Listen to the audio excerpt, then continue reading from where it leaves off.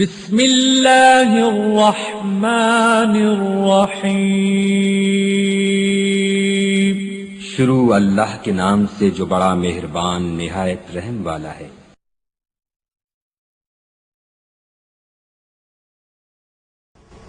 بنی الاسلام علی خمس، اسلام کے 5 ستون ہیں جس پر اسلام کی بلڈنگ استوار ہے، کھڑی ہے۔ شہادت لا الہ الا اللہ وان محمد رسول اللہ وإقام الصلاة وإيتاء الزکاة، پھر وہ نماز کی ادائیگی کرے، پھر زکوٰۃ ادا کرے، وحج البیت وصوم رمضان، اور پھر اللہ مال دے، اللہ پیسہ دے، طاقت دے، استطاعت دے تو زندگی میں ایک مرتبہ اللہ عز و جل کے گھر کا حج کرنا، اور اللہ اگر رمضان کا مہینہ ہماری زندگی میں آئے تو اس رمضان کے مہینے میں روزے رکھنا۔ يا أيها الذين آمنوا كتب عليكم الصيام كما كتب على الذين من قبلكم لعلكم تتقون۔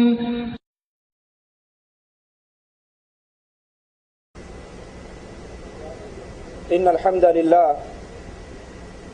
نحمده ونستعينه ونستغفره ونعوذ بالله من شرور أنفسنا ومن سيئات أعمالنا، من يهده الله فلا مضل له ومن يضلل فلا هادي له، أشهد أن لا إله إلا الله وحده لا شريك له، وأشهد أن محمدا عبده ورسوله۔ أعوذ بالله من الشيطان الرجيم، بسم الله الرحمن الرحيم، يا أيها الذين آمنوا كتب عليكم الصيام كما كتب على الذين من قبلكم لعلكم تتقون۔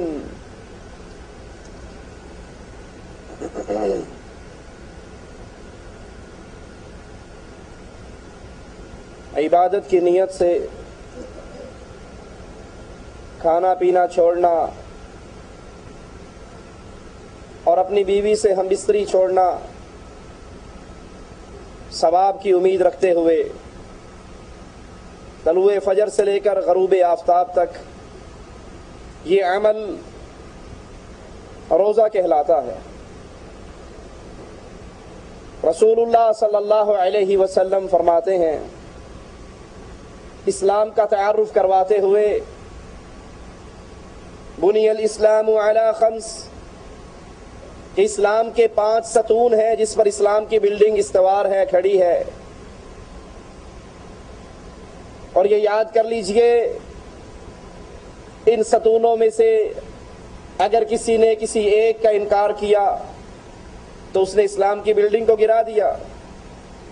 اب وہ 5 چیزیں کیا ہیں جس پر اسلام کی یہ بلڈنگ کھڑی ہے؟ اللہ کے پیارے حبیب علیہ الصلاۃ والسلام فرماتے ہیں، شہادت اللہ الہ الا اللہ وان محمد رسول اللہ۔ سب سے پہلی چیز، اسلام کی بنیاد جس پر اسلام مسلمان جس کا اقرار کرنے کے بعد ایمان کے دائرے، اسلام کے دائرے میں داخل ہوتا ہے، وہ لا الہ الا اللہ کی گواہی کہ اللہ عز و جل کے علاوہ کوئی الہ نہیں، کوئی مشکل کشا نہیں، کوئی عبادت کے لائق نہیں، کوئی معبود برحق نہیں، اور محمد کریم صلی اللہ علیہ وسلم مالک عز و جل کے سچے رسول، اللہ کے بندے۔ یہ پہلی چیز ہے جو اس کو تسلیم کر لے۔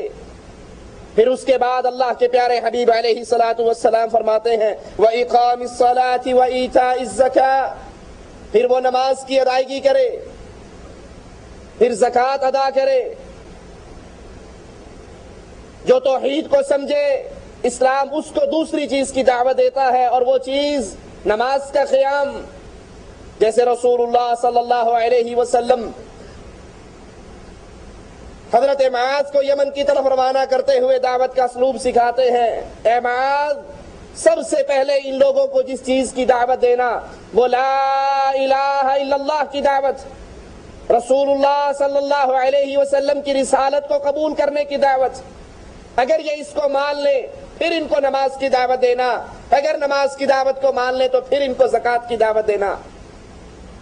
تو یہ حدیث بھی ہمارے سامنے اسلام کے ستون گنوا رہی ہے. سب سے پہلے لا الہ الا اللہ محمد الرسول اللہ کے اقرار، پھر نماز کی ادائیگی، پھر مالک عز و جل اگر مال دے تو اس میں سے زکوٰۃ ادا کرنا، وحج البیت وصوم رمضان، اور پھر اللہ مال دے، اللہ پیسہ دے، طاقت دے، استطاعت دے تو زندگی میں ایک مرتبہ اللہ عز و جل کے گھر کا حج کرنا.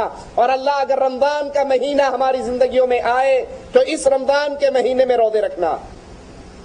یہ چوتھا رکن ہے جس پر روزے فرض ہو، جو روزہ رکھنے کی استطاعت رکھتا ہو اور پھر وہ رمضان کے روزے نہ رکھے. جس کے اوپر زکوٰۃ فرض ہو اور پھر وہ زکوٰۃ ادا نہ کرے، اس نے اسلام کے ستون کو گرا دیا. اور جس نے اسلام کے ایک ستون کو گرا دیا اس کی اسلام کی بلڈنگ گر گئی. اسی لیے ابو بکر رضی اللہ عنہ وارضا جب زکوٰۃ کا انکار کرنے والوں سے جہاد کے لیے اعلان کرتے ہیں تو صحابہ کہتے ہیں اے اللہ کے پیارے حبیب محمد علیہ الصلوۃ والسلام کے پہلے خلیفہ، کیا تو ان سے جنگ کرے گا، ان سے جہاد کرے گا جو نماز پڑھتے ہیں، جو حج کرتے ہیں، جو روزے رکھتے ہیں؟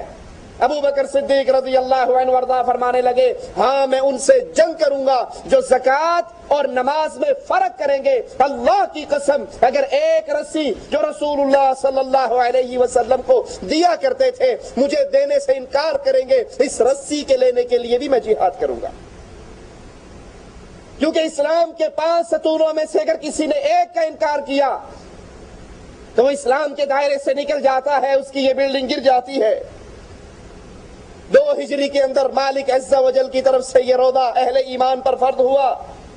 قرآن حکیم بیان فرماتا ہے یا ایھا الذین آمنوا کتب علیکم الصیام، اے اہل ایمان تم پہ روزے فرض کیے گئے ہیں.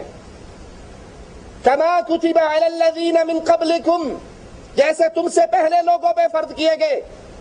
یہ روزے رکھوانے کا مقصد کیا ہے؟ تمہیں صبح سے شام تک بھوکا اور پیاسا رکھنے کا مقصد کیا ہے؟ لعلکم تتقون، تاکہ تم متقی بن جاؤ، تمہارے دل میں اللہ کا ڈر، اللہ کا تقوی، اللہ کا خوف پیدا ہو جائے، اللہ کی عبادت کا مفہوم تمہارے دلوں میں اتر جائے. پانی حلال ہے، کھانا حلال ہے، پاک ہے، موجود ہے، کمرے کے اندر تنہا ہو کوئی نہیں دیکھ رہا، لیکن رمضان کے دنوں کے اندر اس پانی کو اپنے پیٹ میں نہیں اتارتے، اس کھانے کو حلق سے نیچے نہیں اتارتے. کیوں؟ اللہ کے ڈر کی وجہ سے. یہ اللہ ٹریننگ کورس کروا رہا ہے، تربیت کر رہا ہے. یہ رمضان کا 1 مہینہ باقی مہینوں کے لیے ہمیں راستہ اور منہج دے رہا ہے کہ اگر تم اللہ کے حکم سے دن کے اندر حلال چیزوں سے باز آ جاتے ہو تو افطاری کرنے کے بعد اللہ نے جو چیزیں حرام کی ہیں اس سے بھی باز آ جاؤ.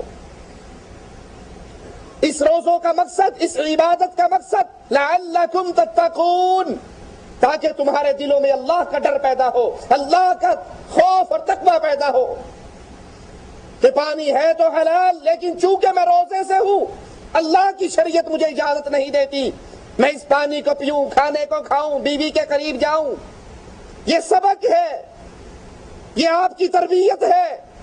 جب آپ نے افطار کر لیا اب بھی خیال کرو میں سگریٹ پی رہا ہوں، سارا دن سگریٹ نہیں پی اس لیے کہ اللہ نے حرام، اللہ کی طرف سے پابندی، پانی پر پابندی، کھانوں پر پابندی، پھلوں پر پابندی.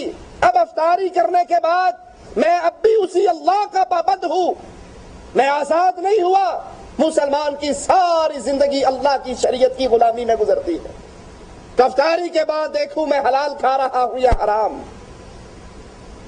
اور یہ روزہ پوری امت مسلمہ کا اتفاق ہے کہ مسلمانوں پر یہ فرض ہے، اس کی فرضیت کا انکار کرنے والا کافر ہے.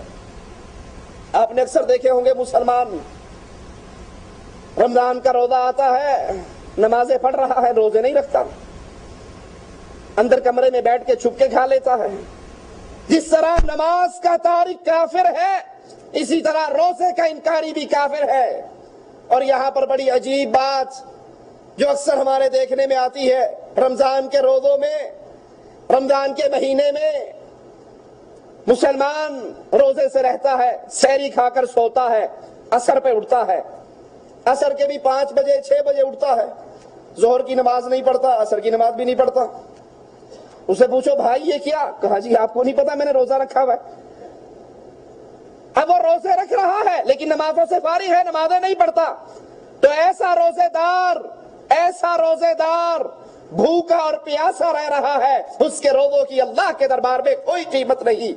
جو 2 بجے سحری کھا کے سو جائے، نہ فجر پڑھے، نہ ظہر پڑھے، نہ عصر پڑھے، اور کوئی پوچھے کیوں نہیں پڑھتا ہے، جی بس روزہ رکھا تھا نا تو بھوک لگتی ہے، پیاس لگتی ہے، جاگتے ہوئے سارا دن سو کر گزارتا ہوں، ساری رات جا کر گزارتا ہوں۔ جو نماز کا تارک ہے اس کے روزے اس کے لیے کوئی فائدہ مند نہیں، اور جو روزوں کا تارک ہے، جو روزوں کا انکاری ہے، اس کی نماز اور اس کا لا الہ الا اللہ اس کے لیے کوئی فائدہ مند نہیں۔ رمضان کے یہ روزے ہر مسلمان بالغ، عاقل، مقیم، مرد، عورت، ان پہ فرض ہے۔ ہاں اگر وہ سفر کی حالت میں ہے، چاہے افطار کر لے چاہے رکھ لے، اور رمضان کے بعد جتنے دن سفر میں رہا اس نے روزے نہیں رکھے، اس کی قضا ادا کرے۔ اور یہ روزے رکھنے کے لیے حالت ایمان، ثواب کی نیت یہ بڑی ضروری ہے۔ رسول اللہ صلی اللہ علیہ وسلم فرماتے ہیں، صحیح بخاری و مسلم کی روایت ہے، من صام رمضان ایمانا واحتسابا غفر له ما تقدم من ذنبه۔ یہ بڑی عظیم خوشخبری اہل ایمان کے لیے۔ یہ رمضان کا مہینہ جو ابھی انقریب آنے والا ہے، ابھی سے اس کی تیاری کر لو۔ یہ رجب کا مہینہ ہے، اگلا شعبان ہے، پھر رمضان ہے، ابھی سے ذہن سازی کرو۔ جیسے تاجر کاروبار کے لیے حج کا سیزن ہو، کاروباری سیزن ہو، تاجر پہلے سے پلاننگ کرتے ہیں، اس سیزن میں میں نے کیا کمانا ہے۔ یہ رمضان کا مہینہ نیکیوں کا سیزن ہے، نیکیوں کی بہار ہے، توبہ کا سیزن ہے، معافی کا سیزن ہے، جنت میں آسانی سے داخل ہونے کا سیزن ہے۔ کیسے؟ رسول اللہ صلی اللہ علیہ وسلم فرماتے ہیں، من صام رمضان ایمانا واحتسابا غفر له ما تقدم من ذنبه۔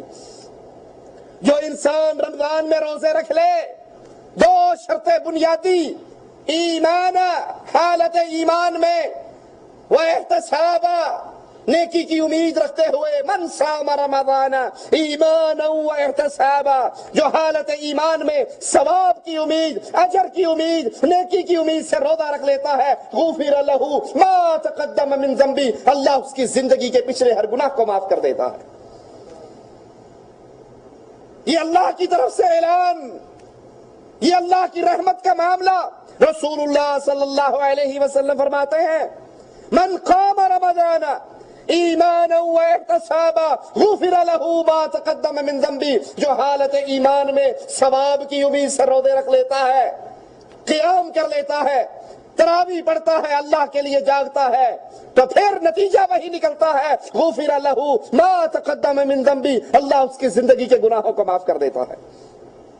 اس حدیث سے ثابت کیا ہوا کہ روزہ رکھتے ہوئے ہماری نیت کیا ہو کہ یار رکھ ہی لینے ہیں، نہ رکھیں گے تو لوگ کی کہیں گے، لوگ کیا کہیں گے اگر نہ روزہ رکھا، لوگ تانے دیں گے، باتیں بنائیں گے۔ دکھلاوا اور ریاکاری ہے تو یہ روزے بیکار ہیں۔ اگر دکھلاوا اور ریاکاری کا روزہ رکھا، ثواب کی امید دل میں نہیں، اللہ کو راضی کرنا مقصد نہیں، لوگوں کے درمیان تشہیر ہے، لوگوں کو دکھلانا مقصود ہے، تو یہ ساری عبادت بیکار ہو جاتی ہے۔ اور اگر روزہ رکھنے کے بعد یاد کر لیجئے، روزہ صرف کھانے پینے سے رکنے کا نام نہیں۔ روزہ رکھا ہوا گالی پہ گالی دے رہا ہے، روزہ رکھا ہوا فلمیں دیکھ رہا ہے، روزہ رکھا ہوا گانے سن رہا ہے، روزہ رکھا ہوا غیبتیں کر رہا ہے، روزہ رکھا ہوا چغلیاں کر رہا ہے، روزہ رکھا ہوا جھوٹ بول رہا ہے، تو یہ روزہ اس کا بیکار ہے۔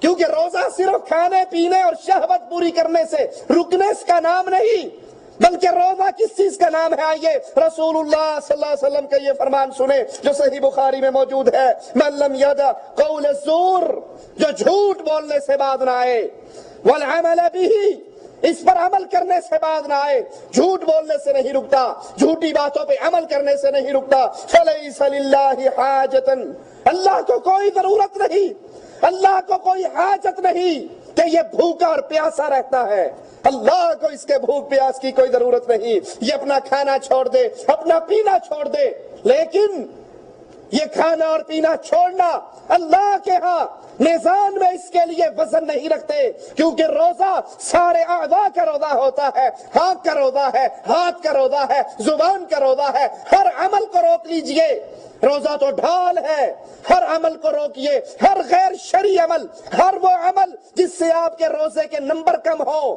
آپ کی عبادت کے نمبر کم ہو، اس سے رک جائیے۔ میں کھانا پینا چھوڑ دوں اور سارا دن ٹیلی ویژن کے سامنے، ڈش انٹینے کے سامنے، کیبل کے سامنے، سیڈیوں کے سامنے گزاروں، میں روزے دار ہوں؟ جھوٹ بولتا ہوں۔ میں نے روزہ رکھا لیکن جھوٹ ویسے ہی، غیبت اور چغلیے، لوگوں کی اس کی اس کو لگائی، اس کی اس کو لگائی، اس کو اس سے لڑوایا، اس کو اس سے لڑوایا، تو یہ روزہ نہیں۔ اللہ کو کوئی حاجت نہیں، جو روزہ رکھنے کے بعد جھوٹ بولنا اور جھوٹ پہ عمل کرنا اس سے باز نہیں آتا، اس کی یہ عبادت بیکار ہے۔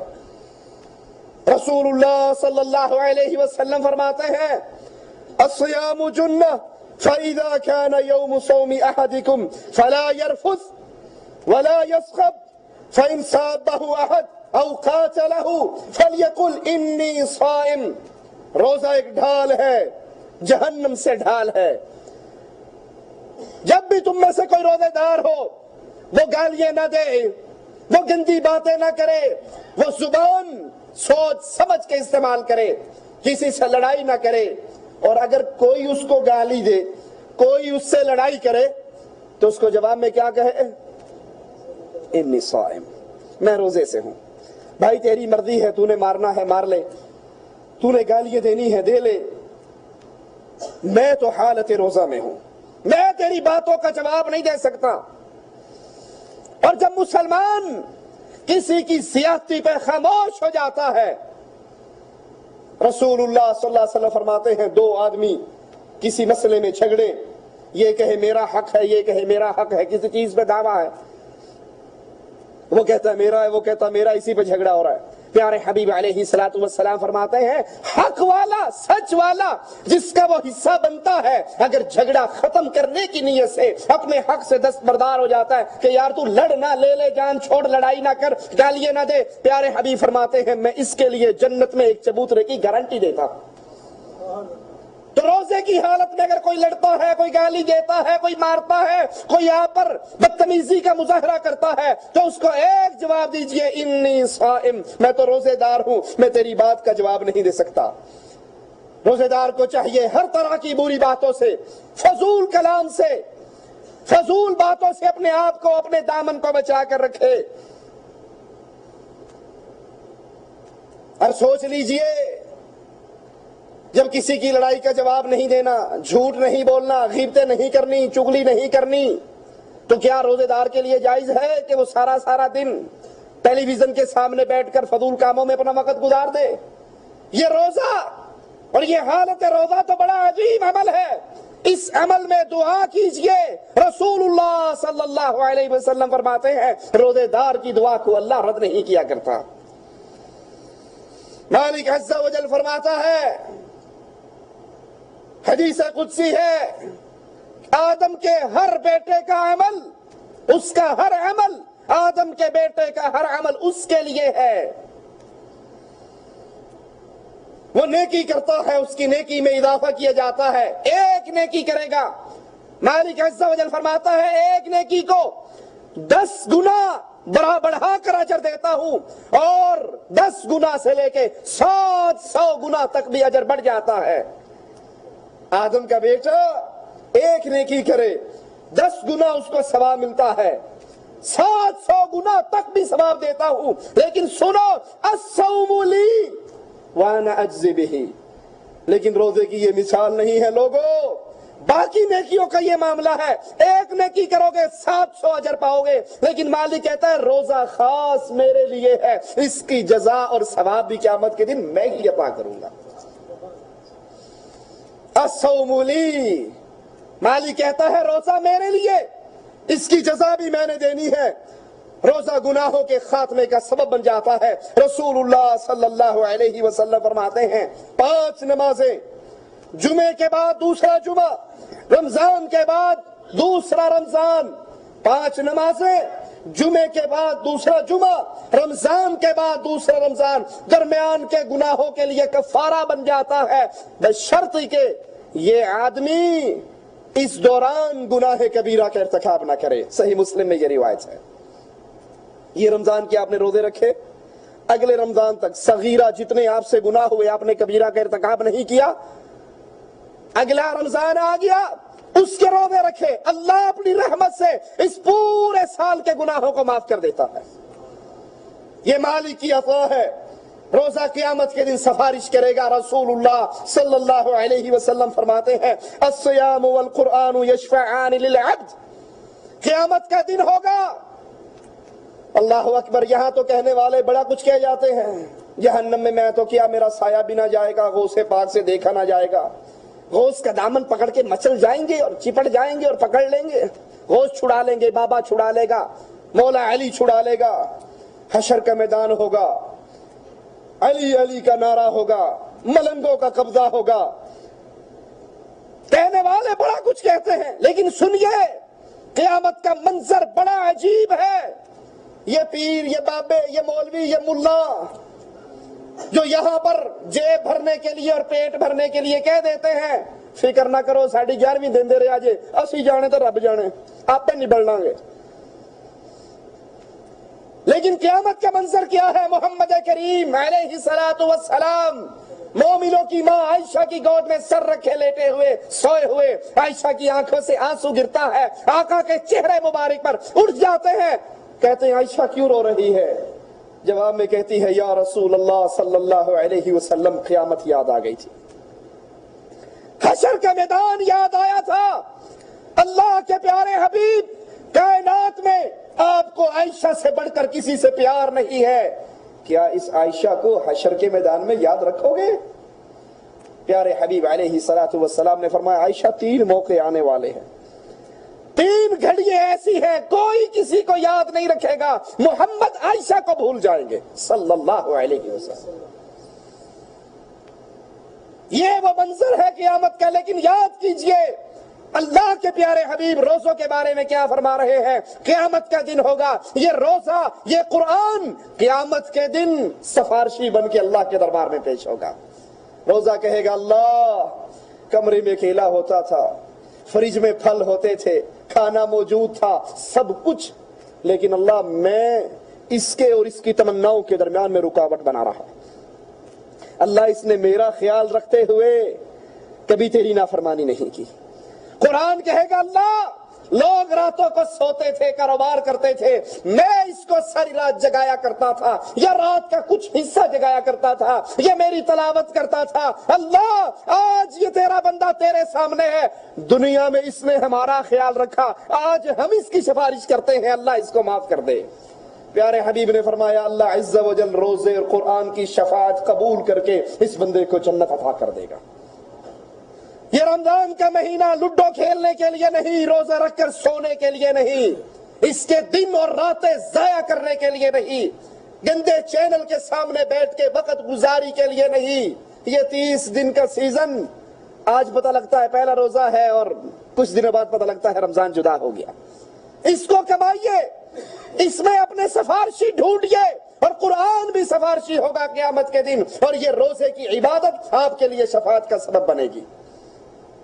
مسند احمد میں یہ روایت ہے، روزے دار افطار کے وقت پیارے حبیب علیہ السلام نے فرمایا، صحیح بخاری میں یہ حدیث ہے، روزے دار کے لیے 2 خوشی ہے، 2 خوشیاں ہیں، ایک جب افطاری کرتا ہے تب اس کو خوشی ملتی ہے، اور ایک جب قیامت کے دن اللہ سے ملاقات کرے گا اس وقت یہ عمل اس کے لیے خوشی کا سبب بن جائے گا۔ کیسے خوشی کا سبب بنے گا؟ मालिक अज़्ज़ा व जल ने जन्नत में एक दरवाजा बाबुर रियान रोजे दारों के लिए खास किया है, जहां से सिर्फ रोजेदार गुजरेंगे। और जब रोजेदार इस दरवाजे से जन्नत में दाखिल हो जाएंगे, ये दरवाजा बंद कर दिया जाएगा। ये रोजा बड़ी अजीम अमल है, ये बड़ी अजीम नेकी है। रसूलुल्लाह सल्लल्लाहु अलैहि वसल्लम हजरत हफ्सा से जब नाराज होते हैं, आसमान से जिब्राइल उतर आता है और कहता है, या रसूल अल्लाह सल्लल्लाहु अलैहि वसल्लम, हफ्सा से रुजू कीजिए, ये दुनिया में भी आपकी बीवी है, ये जन्नत में भी आपकी बीवी है। अल्लाह को ये बंदी बड़ी पसंद है। क्यों? इन्नहा कव्वामतुन सव्वामा, अल्लाह के प्यारे हबीब, ये एक अमल करती है और इसका ये अमल अल्लाह के यहाँ बड़ा अजीम मकाम पर पहुंच चुका है। ये क़याम बहुत करती है और रोजे बहुत रखती है। ये क़याम और सियाम, इसकी ये नेकी अल्लाह के यहाँ बड़ा अजीम मकाम रखती है। इससे रुजू कीजिए, ये दुनिया में भी आपकी बीवी है और जन्नत में भी आपकी बीवी है। रोजेदार जब रोजा रखता है, उसके मुंह में एक बू पैदा होती है। वो दुनिया वालों के लिए तो बू होगी, लेकिन याद कर लीजिए अल्लाह के यहाँ ये बू कस्तूरी की खुशबू से ज्यादा प्यारी है। सही बुखारी और मुस्लिम की ये रिवायत है। और जो एक दिन अल्लाह अज़्ज़ा व जल के लिए एक दिन रोजा रखता है, एक रोजा अल्लाह के लिए रखना, मालिक अज़्ज़ा व जल इसके चेहरे को 70 साल जहन्नम से दूर कर देते हैं। एक रोजा, और ये नफली रोजों का जिक्र है। एक रोजा रखने वाला इंसान जहन्नम से इसके चेहरे को 70 साल दूर कर दिया जाता है। और जो रमजान के रोजे रख ले और रमजान के रोजों के बाद फिर 6 रोजे शव्वाल के भी रख ले, रसूलुल्लाह सल्लल्लाहु अलैहि वसल्लम फरमाते हैं, जिसने रमजान के रोजे रखे 30 रोजे या 29 रोजे और फिर 6 रोजे शव्वाल के रख ले, कितने हो गए? 35 या 36। जो 36 रोजे रख लेता है, अल्लाह इसको पूरे साल के रोजों का अजर अता कर देता है। ये अल्लाह की रहमत है, ये अपने अहले ईमान बंदों पर अल्लाह की अता का एक मंजर है। और जिसने रोजेदार को इफ्तार करवाया, रसूलुल्लाह सल्लल्लाहु अलैहि वसल्लम फरमाते हैं, तिरमिज़ी में ये रिवायत मौजूद है, जब इंसान मुसलमान दूसरे मुसलमान रोजेदार की इफ्तारी करवाता है, जितना अल्लाह सवाब रोजेदार को देता है, उतना ही अजर इफ्तारी करवाने वाले को भी दे देता है। और रोजा रखने वाले के अजर में कोई कमी नहीं होती। जितना सवाब रोजेदार का, उतना ही सवाब मालिक अज़्ज़ा व जल इफ्तारी करवाने वाले को भी दे देता है। हर महीने के अंदर कोशिश कीजिए कम से कम 3 रोजे रखें। तलाश कीजिए, याद कीजिए, अपनी डायरियों में रूटीन बनाइए, आदत बनाइए। अरफा का दिन आए, जब हाजी अरफात में इकट्ठे हो, उस दिन को रोजा रखिए। आशूरा का रोजा रखिए और जुमेरात और सोमवार का रोजा रखिए। रसूलुल्लाह सल्लल्लाहु अलैहि वसल्लम फरमाते हैं, इस दिन अमाल अल्लाह के दरबार में बुलंद होते हैं। और मेरा जी चाहता है जब मेरे अमाल अल्लाह के दरबार में बुलंद हो तो उसमें लिखा हुआ हो, तेरा बंदा आज रोजे से था। अल्लाह के प्यारे हबीब अलैहि सलातु वस्सलाम ने फरमाया, हर महीने में 3 दिन के रोजे, रमजान के रोजे अगले रमजान तक इसके लिए कफारा बन जाते हैं। और ये हमेशा का रोजा है। जो 3 दिन रोजे रखे, रमजान के रोजे रखे, ये ऐसे है जैसे हमेशा का रोजेदार है। और जो अरफा का रोजा रख लेता है, रसूलुल्लाह सल्लल्लाहु अलैहि वसल्लम फरमाते हैं, मुझे उम्मीद है इसके अल्लाह 2 साल के गुनाहों को माफ कर देता है। और जो आशूरा का रोजा रखते हैं, और याद कर लीजिए, आशूरा के रोजे का ताल्लुक शहादत हुसैन से नहीं है, करबला के किस्से से नहीं है, बल्कि ये रोजा इस्लाम से पहले भी मारूफ था। अल्लाह के प्यारे हबीब मदीने में आए अलैहि सलातु वस्सलाम, यहूदियों को देखा रोजा रख रहे। कहा ये कैसा रोजा है? कहा ये मूसा अलैहि सलाम को निजात मिली थी फिरौन से, फिरौन गरक हुआ था, उसकी खुशी में हम ये रोजा रखते हैं। अल्लाह के प्यारे हबीब ने फरमाया, मूसा तो हमारा भाई है, हम ज्यादा हक रखते हैं कि हम ये रोजा रखें, लेकिन सुनो, यहूदियों की मुखालफत करो, एक दिन ज्यादा वो 10 का रखते हैं, तुम उसके साथ 9 को मिला लो, ताकि वो अमल भी हो जाए और यहूदियों की मुखालफत भी हो जाए। اور ہر مہینے کے 3 روزوں کے بارے میں عمر ابن خطاب رضی اللہ عنہ وارضا، ابن مسعود اور ابو ذر سے جو روایت آتی ہے وہ عربی تاریخ کی 13، 14 اور 15 یہ 3 دن روزے رکھیے، اور اس کا پھر مالک کی طرف سے اس کا بدلہ اور اس کی عطا ایسے جیسے انسان ہمیشہ سے روزے دار ہے۔ یہ رمضان کا مہینہ بہاروں کا مہینہ ہے، نیکیوں کا مہینہ ہے، یہ نیکیوں کا سیزن ہے۔ یاد کر لیجئے جب رمضان کا مہینہ آتا ہے آسمان کے دروازے کھول دیے جاتے ہیں، جنت کے دروازے کھول دیے جاتے ہیں، جہنم کے دروازے بند کر دیے جاتے ہیں، شیاطین کو قید کر دیا جاتا ہے۔ صحیح بخاری اور مسلم میں یہ روایت موجود ہے۔ آسمان کے دروازے کھل گئے، جنت کو سجا دیا گیا، جنت کے دروازے کھول دیے گئے، شیطانوں کو قید کر دیا گیا۔ اب بھی کوئی بدنصیب نیکی کی طرف نہ بڑھے، وہ اپنے دل کی سیاہی پہ پھر اپنے من کو برا کہے۔ اللہ کی طرف سے تو عطا کا وہ معاملہ ہے کہ چھوٹے چھوٹے عمل پر انسان کے گناہوں کو معاف کر دیا جاتا۔ رسول اللہ صلی اللہ علیہ وسلم فرماتے ہیں اگر تم اپنے ملازموں کے کام میں، ان کے ٹائم میں، ڈیوٹی کے ٹائم میں تھوڑی سی کمی کر دیتے ہو اس لیے کہ یہ روزے دار ہے، بیچارہ پریشان ہوگا، تمہارے اس عمل سے بھی اللہ راضی ہو کر تمہارے گناہوں کو معاف کر دیتا۔ اس مہینے میں قیام کیجئے ایمان اور ثواب کی نیت سے۔ تو یہ راتوں کا تراویح پڑھنا، کتنا ٹائم لگتا ہے تراویح پڑھنے میں؟ آدھا گھنٹہ، پونا گھنٹہ لگا لو۔ کوئی قاری صاحب بڑی اچھی تلاوت کریں تو پونا گھنٹہ لگا لو۔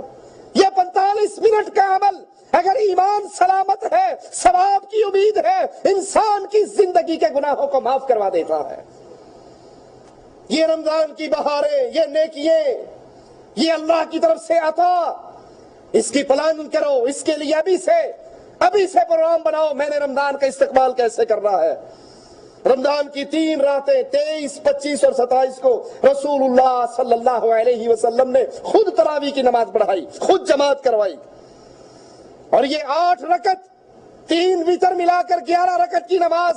حضرت جابر رضی اللہ عنہ وارضا فرماتے ہیں صلی بنا رسول اللہ فی شہر رمضان 8 رکعات، اللہ کے پیارے حبیب علیہ الصلوۃ والسلام نے ہمیں رمضان کے اندر 8 رکعت تراویح پڑھائی، 3 وتر پڑھائے۔ 3 دن یہ پڑھنے کے بعد صحابہ پھر اکٹھے ہوئے، اللہ کے نبی علیہ الصلوۃ والسلام دیکھ رہے ہیں، ان کی آوازیں سن رہے ہیں کہ صحابہ نماز کے لیے کھڑے ہیں، انتظار میں ہیں، اکٹھے ہیں، اللہ کے پیارے حبیب باہر نہیں آئے۔ صبح ہو گئی، صحابہ نے عرض کیا یا رسول اللہ صلی اللہ علیہ وسلم ہم تو انتظار میں تھے آپ کی امامت میں، رات کا قیام کرے، تراویح پڑھے۔ اللہ کے پیارے حبیب فرماتے ہیں میں ڈر گیا، میرے اللہ کے پیارے حبیب رحمتوں بھرے نبی، رحمت للعالمین نبی، کہا میں ڈر گیا کہیں تمہارے اس ذوق اور شوق کو دیکھ کر اللہ تم پہ یہ فرض نہ کر دے، اس لیے میں رک گیا۔ تو یہ تراویح کی نماز محمد کریم صلی اللہ علیہ وسلم کی سنت سے ثابت ہے۔ جب اللہ کے نبی فوت ہو گئے تو شریعت تو پوری ہو گئی، اب فرض ہونے کا خطرہ نہ رہا، تو حضرت عمر بن خطاب رضی اللہ عنہ وارضا نے صحابہ کی ڈیوٹی لگا کے باقاعدہ مسلمانوں کی جماعت کروائی۔ اور صحیح بخاری اور مسلم میں حضرت عائشہ رضی اللہ تعالی عنہ سے روایت ہے ما كان رسول اللہ صلی اللہ علیہ وسلم يزيد في رمضان ولا في غيره على 11 ركعة۔ اللہ کے پیارے حبیب رمضان ہو یا غیر رمضان ہو، یہ مسئلہ یاد کر لیجئے، اکثر سوالات آتے ہیں، رمضان ہو یا غیر رمضان ہو، اللہ کے پیارے نبی 11 رکعت سے زیادہ نماز نہیں پڑھا کرتے تھے۔ لیکن ایک اور روایت کے اندر اللہ کے پیارے حبیب صلی اللہ علیہ وسلم سے رات کی نماز، آپ فرماتے ہیں رات کی نماز 2 رکعتیں کر کے ہے۔ کتنی؟ اس حدیث میں کوئی قید نہیں، 2 رکعتیں۔ اور جب ڈرو اب صبح ہونے والی ہے تو 1 رکعت پڑھ کے ساری کو طاق کر لو۔ اب 2 رکعتیں کتنی پڑھیں؟ آپ 4 پڑھیں، 6 پڑھیں، 8 پڑھیں، 10 پڑھیں، 20 پڑھیں، 40 پڑھیں، 50 پڑھیں، 100 پڑھیں، جتنا آپ کا دل چاہتا ہے پڑھیں۔ یہ نفلی عبادت ہے، یہ فرضی عبادت نہیں ہے۔ جتنا آپ پڑھنا چاہیں آپ کو اجازت ہے، لیکن جس عمل پر سنت رسول اللہ کی مہر لگے گی، جو عمل مسنون کہے گا، جو عمل محمد کریم کا طریقہ کار کہے گا، وہ عمل اللہ کے پیارے حبیب سے 11 رکعت ثابت ہے۔ اعتراض کرنے والے پھر کرتے ہیں تسی کیڑا مانتے ہو مولوی صاحب بیت اللہ اور مسجد نبوی کے اندر 20 نہیں ہوتی؟ سوال کرتے ہیں یا نہیں کرتے؟ ارے بھائی یہ نفل ہے، آپ 20 پڑھو، اور بیت اللہ میں صرف 20 نہیں ہوتی، آخری عشرے کے اندر کتنی ہوتی ہیں؟ 30 بھی ہوتی ہیں، 33 بھی ہوتی ہیں، ایک وتر پڑھ لے تو 31 بھی بن جاتی ہیں۔ اس میں آزادی ہے، جتنا چاہے پڑھو، لیکن جو عمل سنت محمد کریم کہلائے گا وہ عمل کیا ہے؟ 11 رکعت۔ اچھا میٹھا میٹھا ہپ ہپ کوڑا کوڑا تھو تھو مکہ شریف اور مدینہ شریف کی 20 رکعت بڑی بڑی بڑے موٹے موٹے شیشوں والی اینک سے دیکھ کے نظر آتی ہے، 20 رکعتیں مکہ میں اور مدینہ میں، اور ہاتھ سینے پہ شیخ عبد الرحمن سدیس کے بندے پہ کسی کو نظر؟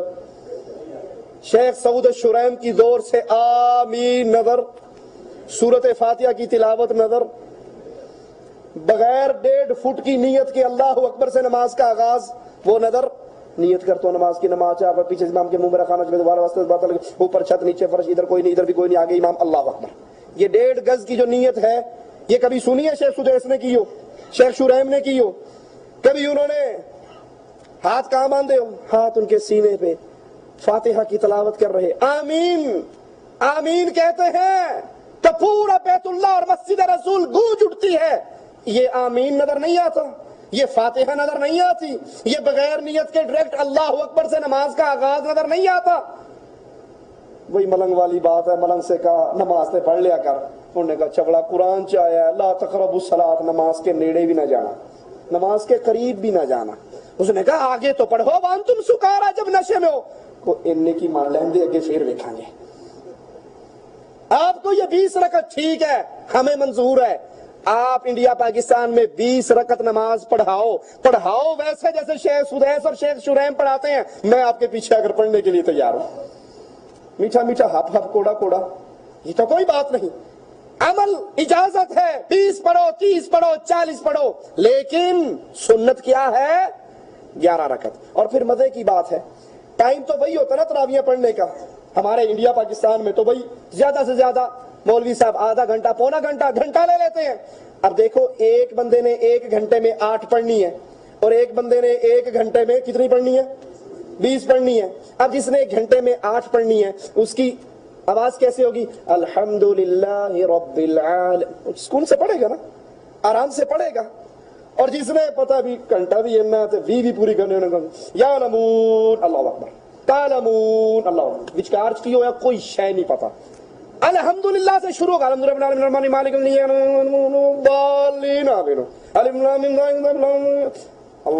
اللہ اکبر سمجھ آتی درمیان میں قرآن۔ ارے بھائی پڑھو 20 پڑھو، لیکن قرآن کا حق تو ادا کرو۔ شیخ سدیس کے پیچھے تراویح پڑھو، دل چاہتا ہے واللہ پڑھتا رہے اور ہم سنتے رہیں۔ شیخ شریم کے پیچھے پڑھو، دل چاہتا ہے وہ قرآن پڑھتے رہے اور ہم سنتے رہیں۔ اور ہمارے والے 220 وولٹ پہ لگے ہوئے، پتہ ہی نہیں لگتا کی کیا اور کی۔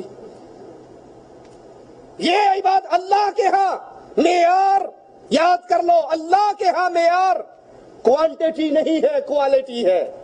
کوانٹیٹی اللہ کے ہاں کثرت معیار نہیں ہے، وہاں پر معیار کیا ہے؟ آپ جو عمل کر رہے ہو وہ عمل کیسا ہے، تھوڑا اور زیادہ معیار۔ اسی لیے رسول اللہ صلی اللہ علیہ وسلم نے فرمایا تھا ایک بندے نے آج اللہ کو اللہ کے نام پہ 1 درہم دیا اور ایک نے 1 لاکھ درہم دیا، 1 درہم والا لاکھ سے جیت گیا۔ 1 درہم والا کتنے سے جیت گیا؟ لاکھ سے جی۔ صحابہ نے کہا یا رسول اللہ صلی اللہ علیہ وسلم ایک نے 1 درہم دیا، ایک نے لاکھ دیا، اللہ نے اجر و ثواب 1 درہم والے کو لاکھ والے سے بھی زیادہ دیا، کیوں؟ فرمایا جس نے 1 دیا تھا اس کے پاس کل 2 درہم تھے، اور جس نے لاکھ دیا تھا وہ کروڑوں کا مالک تھا۔ اللہ کے ہاں کوالٹی دیکھی جاتی ہے، عمل صالح ہے یا نہیں، عمل سنت کے مطابق ہے یا نہیں۔ آپ ٹھکا ٹھک کوے کی ٹھونگوں کی طرح 20 چھوڑ کے 100 رکھتے بھی پڑھ لو تو جب کھڑے ہو گئے یہ نماز آپ کو بد دعا دے گی، اللہ تجھے ہلاک کرے جیسے تو نے مجھے ہلاک کیا۔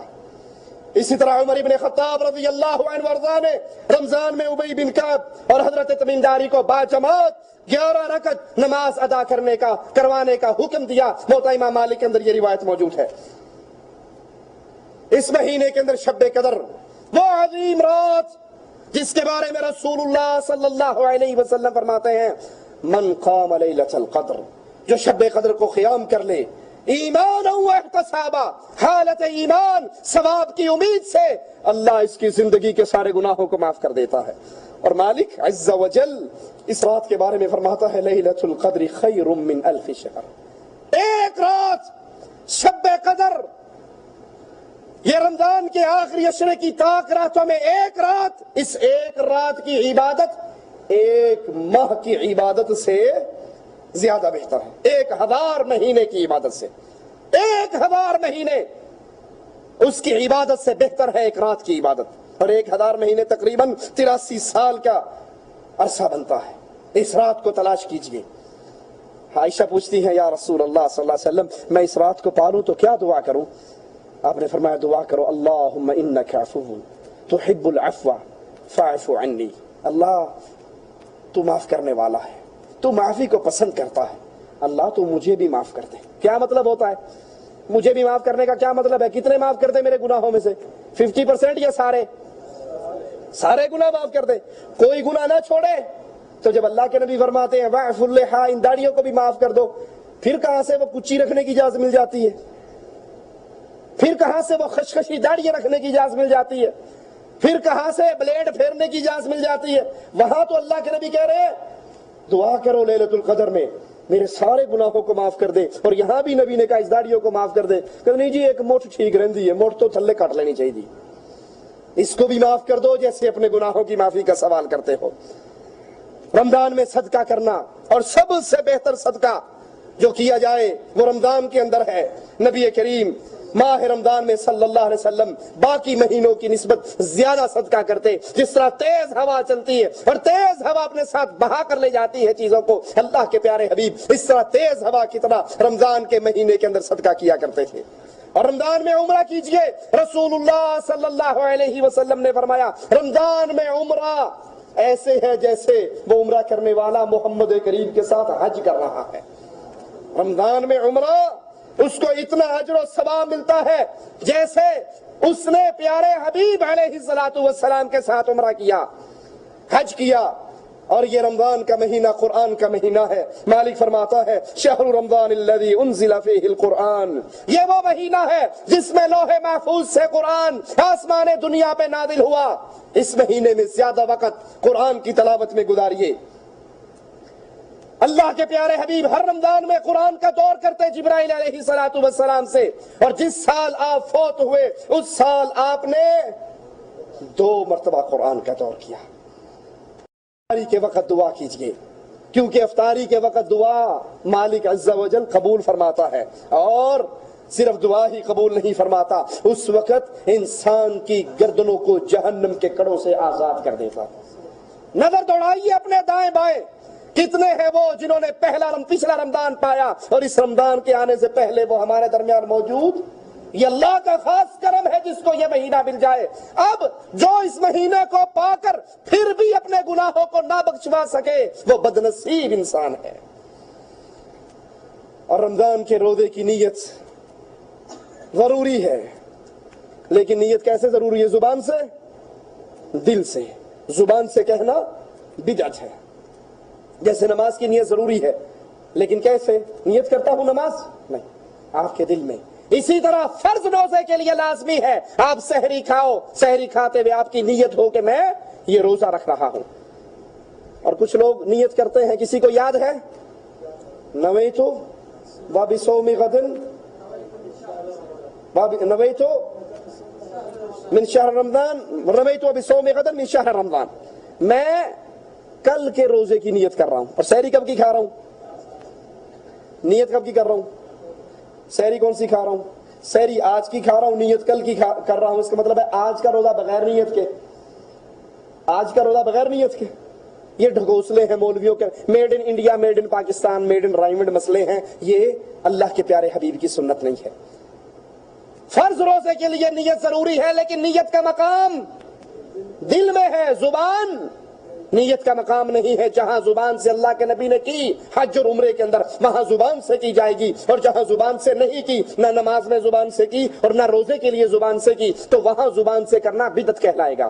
ہاں اگر آپ نے نفلی روزہ رکھنا ہے تو اس کے لیے نیت شرط نہیں ہے۔ اللہ کے پیارے حبیب کی زوجہ محترمہ عائشہ رضی اللہ تعالی عنہا مومنوں کی ماں فرماتی ہیں، اللہ کے نبی میرے گھر میں داخل ہوتے، پوچھتے عائشہ کچھ کھانے کے لیے ہے؟ میں کہتی اللہ کے پیارے حبیب کھانے کے لیے کچھ نہیں ہے، تو آپ فرما دیتے کہ ٹھیک ہے پھر میں روزے سے ہوں۔ نفلی روزہ بغیر نیت کے رکھا جا سکتا ہے، لیکن فرضی روزے کے لیے لازمی ہے کہ نیت کی جائے۔ اسی طرح مسافر ماہ رمضان میں سفر کی حالت میں ہو تو پھر اگر اس کو روزہ رکھنا مشقت تکلیف دہ ہے تو اللہ نے آسانی دی ہے، اس میں نہ رکھا جائے، کیونکہ روزے میں سفر میں روزہ رکھنا نیکی نہیں ہے۔ اگر اس کی وجہ سے تکلیف پریشانی دکھ آتا ہے اور اگر آسانی ہے تو رکھ لے تو کوئی حرج نہیں۔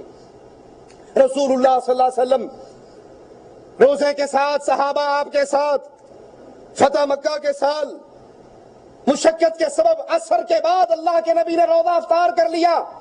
ذرا سننا اس حدیث کو اور پھر سوچنا۔ ہم عمل کرنے کے لیے دلیلیں ڈھونڈتے ہیں، مولوی صاحب نے کہا ہے، پیر صاحب نے کہا ہے، شاہ جی نے کہا ہے، شیخ جی نے کہا ہے، یہاں دیکھنا کون ہے اور کیا کر رہے ہیں۔ اللہ کے نبی عصر کے بعد افطاری سے کچھ پہلے روزہ افطار کر لیتے ہیں۔ کچھ صحابہ سوچتے ہیں، کچھ مولویوں نے نہیں سوچا، صحابہ کرام نے سوچا کہ ہم بہادر ہیں، طاقت والے ہیں، کیوں نہ ہم روزہ پورا کر لیں، تاکہ پورا کریں گے تو جنہوں نے افطار کر لیا ان سے زیادہ اجر ملے گا نا، اور لڑائی اگر کرنی پڑی تو ہم بڑے بہادر ہیں، طاقت مند ہیں، ہمارے لیے لڑائی میں پریشانی نہیں ہوگی۔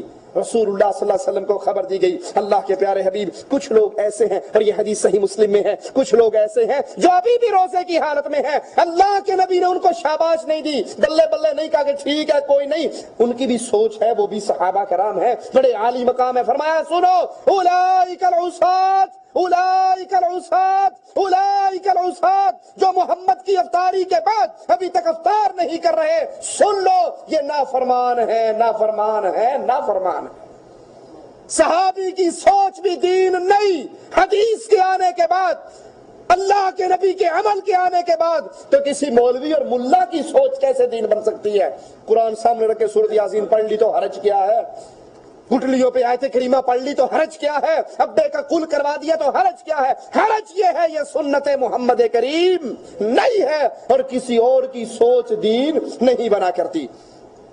ابو سعید فرماتے ہیں، ہم لوگ نبی کریم کے ساتھ رمضان میں غزوے کے لیے جایا کرتے تو ہم میں سے بعض لوگ سفر میں روزہ رکھ لیتے، بعض روزہ نہ رکھتے، تو جو روزہ رکھے ہوئے ہوتے وہ افطار کرنے والوں کو برا نہ کہتے، اور جنہوں نے افطار کیا ہوا ہوتا وہ روزہ رکھے ہوئے کو برا کسی کو کچھ نہ کہتے۔ انہوں نے کہا تو نے بھی اچھا کیا اور تو نے بھی اچھا کیا۔ یہ صحیح مسلم کی روایت ہے، یعنی اگر سفر میں آپ روزہ رکھ سکو تو رکھ لو، اور اگر نہ رکھ سکو تب بھی آپ کو اجازت ہے، آپ بعد میں اس کی قضا دے دو۔ اسی طرح بیمار، دو طرح کا بیمار ہے، ایک وہ بیمار جو دائمی بیمار ہے، جس کی شفا کی امید نہیں ہے، اللہ کے اختیار میں سب کچھ ہے لیکن بظاہر شفا کی امید نہیں ہے، وہ روزانہ ایک غریب کو کھانا کھلائے، اور جو اس حالت میں ہے کہ نہیں امید ہے اللہ اس کو شفا دے دے گا، وہ پھر شفا یاب ہونے کے بعد اپنے روزوں کی قضا ادا کرے۔ بیماری کے اندر روزہ رکھنا اگر اس کے لیے تکلیف دہ ہے، پریشانی ہے، مصیبت ہے تو وہ نہ رکھے۔ اسی طرح کوئی بوڑھا ہے اور بیمار ہے اور وہ روزہ نہیں رکھ سکتا، اس کو اپنی جان کا خطرہ ہے اس روزے کی وجہ سے، تو وہ نہ رکھے بلکہ اپنے بدلے میں کسی مسکین کو کھانا کھلائے۔ اگر بوڑھا باشعور ہے اور کبھی کبھی اس کا شعور ختم ہو جاتا ہے تو جب وہ باشعور ہوگا وہ روزہ رکھے گا، نہیں رکھ سکتا تو ایک مسکین کو کھانا کھلایا جائے گا۔ اور اگر وہ بے شعور ہے، کبھی ہوش اس کی کبھی عقل ٹھکانے میں ہے، کبھی ٹھکانے نہیں ہے، تو جب ٹھکانے نہیں ہوگی اس وقت اس سے قلم اٹھا لی جاتی ہے، وہ مجنون کے زمرے کے اندر داخل ہوگا، اس کے لیے روزہ نہیں ہے۔ اسی طرح عورتوں پر، ہر بالغہ عورت پر روزہ ہے، ہاں اگر اس کو حیض یا نفاس کا خون شروع ہو جاتا ہے تو پھر اس کا روزہ نہیں ہے، وہ ان دنوں کو گن لے، اور جب اس کے رمضان کا مہینہ گزر جائے تو اپنے چھوڑے ہوئے روزوں کی قضا ادا کرے۔ حمل والی عورت دودھ پلانے والی عورت اگر اس کے لیے پریشانی ہو، مشکل ہو حمل میں اور دودھ پلاتے ہوئے، تو وہ بھی چھوڑ سکتی ہے اور بعد میں اس کی قضا دے گی۔ کچھ کام ایسے ہیں جن کے کرنے سے روزہ ٹوٹ جاتا ہے، قصدن کھانے پینے سے، منہ اور ناک کے ذریعے کوئی بھی غذا یا طاقت والی چیز ناک میں ڈالی جائے یا منہ میں ڈالی جائے، قصدن کھایا پیا جائے تو اس سے روزہ ٹوٹ جاتا ہے۔ رات میں بیوی کے ساتھ ہم بستری مباشرت کرنے کی اجازت ہے، لیکن اگر کوئی دن کے اندر یہ عمل کرتا ہے تو اس کا روزہ ٹوٹ جاتا ہے۔ اس پہ قضا دینا بھی ضروری ہے اور کفارہ بھی ضروری ہے۔ کفارہ کیا ہے؟ ایک صحابی آئے تھے نا کہ اللہ کے نبی ہلاک ہو گیا، کیا ہوا؟ میں حالت روزہ میں دن کے وقت بیوی سے بستری کر بیٹھا، آپ نے کہا جاؤ 60 روزے رکھو۔ کہندا 30 تو صبر نہیں ہوا، 60 کتنے رکھاں گا؟ 30 نہیں پورے کر سکا، 60 کہاں رکھوں گا؟ کہا اچھا ایک غلام آزاد کروا دو۔ کہا اللہ کے نبی غریب آدمی ہوں، کہاں سے آزاد کرواؤں؟ کہا اچھا پھر 60 مسکینوں کو کھانا کھلاؤ۔ اللہ کے نبی مجھ سے بڑا مسکین اور کون ہے، میں کس کو کھانا اور کہاں سے کھلاؤں؟ آپ نے کہا بیٹھ جو، اللہ کو آسانی کرے گا۔ ایک صحابی آئے کھجوروں کے ٹوکرے لے کے، اللہ کے نبی اللہ نام کا ہے بانٹ۔ آپ نے کہا وہ کہاں گیا جو اپنی بیوی پر واقع ہوا؟ کہا حاضر ہوں یا رسول اللہ۔ کہا یہ کھجوروں کا ٹوکرا لے لو اور جا کر فقیروں میں، مدینے کے غریبوں میں بانٹ دو، تمہارا کفارہ ادا ہو جائے گا۔ کھجور کا ٹوکرا اٹھا کے سر پہ رکھا، رکھنے کے بعد کہنے لگا اللہ کے نبی ان 2 پہاڑوں کے درمیان مجھ سے بڑا غریب کوئی بھی نہیں ہے۔ فرمایا جاؤ اپنے بیوی بچوں کو کھلا دو، تمہاری طرف سے یہ صدقہ بھی ہو جائے گا اور کفارہ بھی ادا ہو جائے گا۔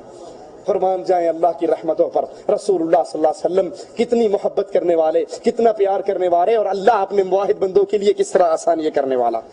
بیوی سے ہم بوسو کنار ہو اور پھر منی نکل جائے یا انسان ہاتھ سے منی نکال دے، اس سے بھی روزہ ٹوٹ جاتا ہے۔ پچھنا لگوانے سے روزہ ٹوٹ جاتا ہے، یا کسی اور طریقے سے اتنی ہی مقدار میں خون نکالا جائے تو اس سے بھی روزہ ٹوٹ جاتا ہے۔ البتہ نکسیر پھوٹنے سے یا ہاتھ اور پیر میں زخم لگ جانے سے، خون نکلنے سے روزہ نہیں ٹوٹتا۔ اسی طرح کسی بیماری کے ٹیسٹ کے لیے اگر سرنج بھر کے خون نکالا جائے تو شیخ ابن باز رحمۃ اللہ علیہ کا فتویٰ ہے کہ اس سے روزہ نہیں ٹوٹتا۔ قصدن قے کرنے سے، ارادتاً قے کرنے سے روزہ ٹوٹ جاتا ہے، جس کی قضا ضروری ہے، اور اگر اپنے آپ قے آ گئی تو انشاءاللہ اس سے روزہ نہیں ٹوٹتا۔ ناک میں دوائی ڈالی جائے جس کی کڑواہٹ، جس کا اثر، جس کا ذائقہ حلق میں پہنچے اور حلق میں محسوس ہو تو اس سے بھی اس کا قضا دینا ضروری ہے، اس سے بھی روزہ ٹوٹ جاتا ہے۔ بحالت روزہ سگریٹ نوشی کرنے سے بھی روزہ ٹوٹ جاتا ہے، پان کھانے سے بھی ٹوٹ جاتا ہے۔ کچھ تو مولویوں کے فتوے ہیں کہ روزہ رکھو، سحری کر لو، پھر پان منہ میں رکھو، ہیں بڑے پیارے پیارے زیور، بہشتی زیور اور یہ زیور اور وہ زیور، مولوی صاحب لکھتے ہیں اس میں منہ میں پان رکھو، بس پیک کو اندر نہ جانے دو، تمباکو کو اندر نہ جانے دو، تھوک بار پھینکتے رہو، چل جائے گا، کام ہو جائے گا۔ پان کھانا، سگریٹ پینا روزہ ٹوٹ جاتا ہے، بیڑی کھانے سے روزہ ٹوٹ جاتا ہے، اور یہ بغیر روزے کی حالت میں بھی کھائے جائیں تو یہ عمل حرام ہے، یہ کام حرام ہے۔ بلا اختیار بحالت روزہ احتلام اگر کسی کو ہو جائے تو اس سے روزہ نہیں ٹوٹتا۔ بحالت روزہ بلا اختیار قے ہو جائے تو روزہ نہیں ٹوٹتا۔ بغیر اختیار کے حلق میں پانی چلا جائے، مٹی چلی جائے، مکھی چلی جائے، مچھر چلا جائے، اس سے بھی روزہ نہیں ٹوٹتا۔ بھول کر انسان کھا پی لے تو اس سے بھی روزہ نہیں ٹوٹتا، اور نہ ہی اس پر قضا واجب ہوتی ہے۔ اور طلوع فجر کے بارے میں، صبح صادق کے طلوع ہونے میں ابھی کسی کو شک ہے کہ پتہ نہیں صبح ہوئی ہے نہیں، وہ جلدی جلدی 2-4 لقمے کھا رہا ہے اور بعد میں پتہ لگتا ہے کہ یہ تو یہ ہوگی، اگر شک کی حالت میں کچھ کھا پی لیا تو اس سے بھی انشاءاللہ روزہ نہیں ٹوٹتا۔ رات کو احتلام ہو گیا یا بیوی سے مباشرت کی، اب صبح سحری کا وقت ہو گیا، اب اتنا ٹائم نہیں ہے کہ پہلے سحری کروں یا پہلے غسل کروں، سحری کر لی، غسل نہیں کیا تو کوئی حرج نہیں، روزہ اس کا ٹھیک ہے، کیونکہ غسل کرنا شرط ہے کس کی؟ نماز کی، سحری کھانے کی شرط نہیں ہے۔ مسواک کی طرح پیسٹ کرنے سے بھی روزہ نہیں ٹوٹتا، ہاں یہ خیال کرنا چاہیے کہ پیسٹ حلق میں اور پیٹ میں نہیں جائے۔ کان یا آنکھ میں ڈالی جانے والی دوا سے روزہ نہیں ٹوٹتا، اس لیے کہ یہ دوائیں کان تک نہیں، پیٹ تک نہیں پہنچتی، لیکن ہاں اگر حلق میں اس کا ذائقہ محسوس ہو تو پھر احتیاط بہتر یہی ہے۔ شیخ ابن باز رحمہ اللہ کا فتویٰ ہے کہ انسان کو قضا دے لینی چاہیے۔ بیوی سے بوسو کنار ہونے سے روزہ نہیں ٹوٹتا، لیکن بوسہ لیتے ہوئے اگر شہوت غالب ہونے کا ڈر ہو، خطرہ ہو تو پھر بوسہ دینا مکروہ ہے۔ یہ تمام وہ اعمال ہیں جو رمضان کے اندر ایک اہل ایمان پر واجب ہیں۔ آئیے اب تھوڑی سی بات کر کے اپنی بات کو ختم کرتے ہیں کہ اللہ کے پیارے حبیب صلی اللہ علیہ وسلم کی 3 حدیثیں ہماری نظروں سے گزری، ہم نے سنی اور پڑھی، اور وہ کیا ہے؟ من صام رمضان ایمانا واحتسابا غفر له ما تقدم من ذنبه۔ جو انسان رمضان کے روزے رکھتا ہے، حالت ایمان اور ثواب کی امید سے اللہ اس کے گناہوں کو معاف کر دیتا ہے۔ من قام رمضان، جو رمضان میں قیام کرتا ہے، نیکی کی امید ہے اور ثواب کی امید ہے اور اللہ کے لیے حالت ایمان میں یہ عمل کرتا ہے، اس کے گناہ بھی معاف ہو جاتے ہیں۔ اور تیسری حدیث، جو لیلۃ القدر میں قیام کرتا ہے، شرطیں وہی دو ہیں، ایمان برابر ہو، ایمان پورا ہو اور ثواب کی امید ہو، اللہ اس کے گناہوں کو بھی معاف کر دیتا ہے۔ روزہ ہو یا کوئی اور عمل ہو، اس کی قبولیت کی دو شرطیں ہیں۔ پہلی شرط، وہ روزہ کیسے ہو، وہ عمل کیسے ہو، وہ عمل محمد کریم صلی اللہ علیہ وسلم کی اتباع میں ہو، آپ کی اطاعت میں ہو، جیسے آپ نے کیا ویسے کیا جائے۔ رسول اللہ صلی اللہ علیہ وسلم فرماتے ہیں میری امت اس وقت تک عزت دار رہے گی، باعزت رہے گی، جب تک افطاری کرنے میں کیا کرے گی، ستارے کا انتظار کرے گی، ہے نا، جب تک جلدی کرے گی، جب تک افطاری کرتے ہوئے جلدی کرتی رہے گی یہ امت غالب رہے گی۔ اور جب، اب ہمارا حال کیا ہے، ہمارے ہاں جلدی ہے یا تاخیر ہے؟ پاکستان کے اندر، انڈیا کا تو مجھے نہیں پتا، پاکستان کے اندر اخبارات میں چھپتا ہے غروب آفتاب مثال کے طور پہ 6 بجے، ٹھیک ہے، تو پھر آگے لکھا ہوتا ہے فقہ حنفی کے مطابق 6:05، فقہ جعفری کے مطابق 6:15۔ وہ ستارہ دیکھ کے کرتے ہیں، یہودیوں سے برادری ہے نا، ملتی ہے رشتہ داری، تو وہ ستارہ دیکھ کے افطار کرتے ہیں۔ اب یہ 5 منٹ یا 15 منٹ تاخیر افطاری میں کس چیز کی، پتہ کیا کہتے ہیں؟ کہتے ہیں جی احتیاطاً ہم یہ کام کرتے ہیں کہ ہم تو یہ سمجھیں کہ افطار غروب ہو گیا اور وہ غروب نہ ہوا، تو احتیاط یہ ہے کہ 5 منٹ صبر کر لو۔ آپ جس کو احتیاط کہہ رہے ہیں، رسول اللہ کو یہ احتیاط معلوم نہیں تھی؟ آپ نے کیوں کہا کہ جلدی کرو؟ اور جب تک جلدی کرتے رہو گے غالب رہو گے۔ ہر عمل قبولیت کی پہلی شرط، وہ عمل سنت رسول اللہ صلی اللہ علیہ وسلم کے مطابق ہو، اور نمبر 2، وہ عمل کس لیے ہو، اللہ کی رضا کے لیے ہو۔ اللہ کے پیارے حبیب کی 2 چیزیں بیان کر رہے ہیں کہ اللہ کی رضا ہو، اخلاص ہو عمل میں، ثواب کی امید ہو اور حالت ایمان میں ہو۔ یہ تمام فوائد جو آپ نے سنے، یہ تمام فضائل جو آپ نے سنے، یاد کر لیجئے، ان رمضان کے فضائل کو پانے والا وہ ہے جس کا ایمان درست ہے، جس کا توحید کا عقیدہ درست ہے، جو لا الہ الا اللہ کو سمجھتا ہے، اور جس کے عقیدے میں شرک ہے، اس کا ایمان درست نہیں ہے۔ وہ اگر اللہ کے علاوہ غیروں کو پکارتا ہے، رمضان کے روزے بھی رکھتا ہے، یا علی مدد کی صدائیں بھی لگاتا ہے، رمضان کے روزے بھی رکھتا ہے، یا رسول اللہ مدد کے نعرے بھی لگاتا ہے، رمضان کے روزے بھی رکھتا ہے، قبروں کا طواف بھی کرتا ہے، قبروں پہ سجدے بھی کرتا ہے، پیروں کو عالم الغیب بھی مانتا ہے، پیروں کو داتا اور گنج بخش بھی کہتا ہے، تو اس کا ایمان ناقص ہے، یہ مشرک، اس کا عمل برباد ہے۔ تم تو ثواب کی امید لے کر روزہ رکھ رہے ہو، تم تو اللہ سے یہ امید رکھتے ہو کہ روزہ رکھنے سے اللہ ہمارے گناہوں کو معاف کر کے ہمیں جنت عطا کر دے گا۔ لیکن یاد کر لیجئے رسول اللہ صلی اللہ علیہ وسلم فرماتے ہیں لعن اللہ من ذبح لغیر اللہ، جو اللہ کے علاوہ کسی اور کے لیے ذبح کرتا ہے، کسی اور کے لیے خون بہاتا ہے، وہ کسی پیر کے نام پہ ہو، کسی درگاہ کے نام پہ ہو، کسی مندر کے نام پہ ہو، کسی پتھر کے نام پہ ہو، کسی درخت کے نام پہ ہو، کسی حضرت کی چادر ہو، 11ویں والی سرکار کے نام پہ ہو، غیر اللہ کے لیے نظر و نیاز دینے والا اللہ کی عبادت میں شرک کر رہا ہے، اس کا ایمان درست نہیں۔ روزہ فائدہ دے گا جس کی توحید درست ہو، جو پوجے اللہ کو، جو پکارے اللہ کو، جو مانگے اللہ سے، جو ڈرے اللہ سے، جو امید اللہ سے لگائے، جو بھروسہ اللہ پہ کرے، جو ان عبادات کے امور میں سے کسی اور سے تعلق رکھتا ہو، اس کا عقیدہ توحید والا درست نہیں ہے، یہ جب بھی مرے گا اس کے لیے جہنم کا دروازہ کھلا ہے۔ کیوں؟ لا یغفر ان یشرک بہ۔ یہ باتیں جذباتی باتیں نہیں ہیں، اللہ کی قسم کھا کر کہتا ہوں، رسول کے منبر سے یہ بات کہتا ہوں، جو انسان حالت توحید میں نہیں، وہ رمضان کے روزے رکھے، وہ حج کرے، وہ زکوٰۃ دے، وہ جہاد کرے، وہ صدقہ دے، وہ خیرات کرے، لا یغفر ان یشرک بہ ویغفر ما دون ذلک لمن یشاء، اللہ نے مشرک کا کوئی عمل بھی قبول نہیں کرنا۔ اس کے جس انسان نے اللہ کے ساتھ شرک کیا ہو، سارے گناہ معاف ہو سکتے ہیں، شرک کا گناہ معاف۔ انہ من یشرک باللہ فقد حرم اللہ علیہ الجنہ، جو شرک کرتا ہے، یا علی مدد کہنا شرک ہے، یا رسول اللہ مدد کہنا شرک ہے، یا بہاول حق بیڑا دھک شرک ہے، غیر اللہ کو پکارنا شرک ہے، غیر اللہ سے مانگنا شرک ہے، غیر اللہ سے اولاد کا سوال ہو، خواجہ نہ دے گا تو اور کون دے گا؟ اس سے رزق کا سوال ہو، اس سے مال کا سوال ہو، اس سے شفا کا سوال ہو، غیر اللہ کو پکارنا، غیر اللہ سے مانگنا، غیر اللہ پہ امیدیں لگانا، غیر اللہ کے نام کی نظر و نیاز دینا، ان کے نام کی ذبح اور قربانی کرنا، یہ شرک کے عمل ہے۔ جو یہ عمل کرتا ہے اس کا روزہ اس کے لیے کوئی فائدہ مند ثابت نہیں ہو سکتا۔ اپنے ایمان کو درست کیجئے۔ رمضان آ رہا ہے، رمضان کی بہاریں، رمضان کی نیکیے، رمضان کی فضائیں فائدہ کس کو دیں گی؟ جو توحید میں سیدھا ہوگا، جس کے عقیدے سیدھے ہوں گے، جو دین کتاب اللہ اور سنت رسول اللہ کو سمجھے گا۔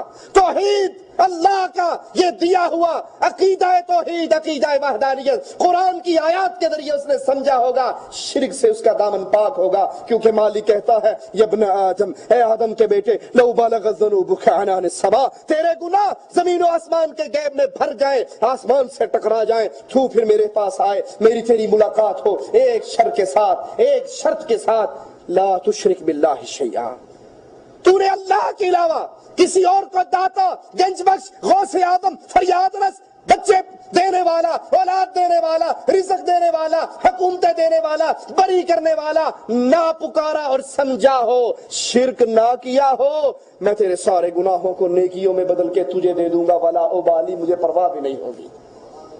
شرط یہ ہے رمضان کے روزوں کی قبولیت کی، پہلی شرط آپ نے لا الہ الا اللہ کو سمجھا ہو، اور جو لا الہ الا اللہ کو سمجھتا ہے وہ قبروں کے سامنے کالے جھنڈے کو دیکھ کے زمین پہ جھکا نہیں کرتا۔ وہ جانتا ہے یہ تو بندے ہیں، عباد امثالکم، جن کو تم پکار رہے ہو یہ تو بندے ہیں، ان کے ہاتھ میں نفع نقصان ہوتا تو اپنا غسل تو خود کر لیتے، اپنا کفن تو خود پہن لیتے۔ اور دوسری شرط، اس نے محمد کریم صلی اللہ علیہ وسلم کی رسالت کو سمجھا ہو، اس نے دین جانا ہو کہ ہر کسی کی بات جھوٹی ہو سکتی ہے، غلط ہو سکتی ہے، ٹھوکر ماری جا سکتی ہے، سوائے امام اعظم، امام کائنات، قائد اعظم محمد الرسول اللہ صلی اللہ علیہ وسلم کی بات جھوٹی، ٹھکرائی، رد نہیں کی جا سکتی۔ کائنات میں ہر بندہ جھوٹ بول سکتا ہے، محمد سچ بولتے ہیں۔ کیوں؟ ہر بندہ اپنی مرضی سے بولتا ہے، محمد رب کی مرضی سے بولتے ہیں صلی اللہ علیہ وسلم۔ جس نے دین اسلام کو سمجھا ہو، دین اسلام نام ہے دو چیزوں کو، پوجو عرش والے کو، پوچھو مدینے والے کو۔ عرش والے کے علاوہ کسی کی پوجا نہیں کی جا سکتی، پوجا کرنے کا طریقہ محمد کے علاوہ کسی سے پوچھا نہیں جا سکتا۔ اقول قولی ھذا واستغفر اللہ لی ولکم ولسائر المسلمین فاستغفروہ انہ هو الغفور الرحیم۔